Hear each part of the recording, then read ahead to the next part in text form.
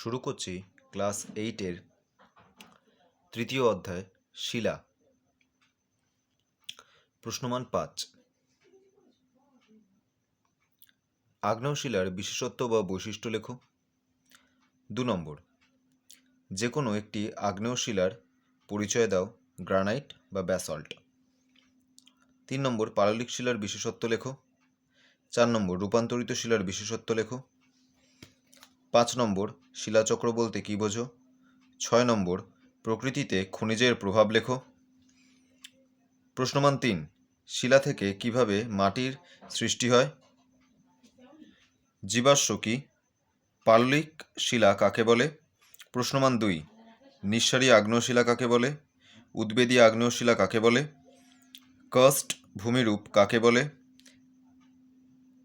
Stalactite ও stalagmite কাকে বলে? চুনাপাথরযুক্ত অঞ্চলে কোনো জলাধার নির্মাণ করা উচিত নয় কেন? 6 নম্বর, কোন অঞ্চলকে কেন ভারতের খনিজ ভাণ্ডার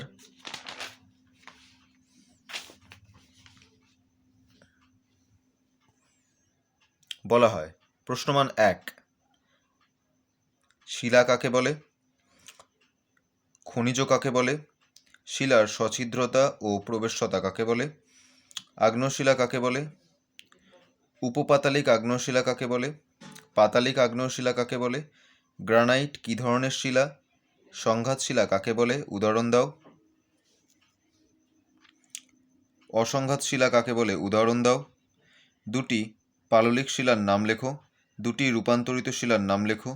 ভারতের কোথায় ড্রেকান ট্যাপ দেখতে পাওয়া যায়?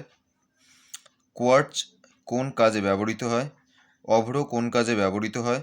খনিজের কাঠিন্য পরিমাপের স্কেলের নাম কি?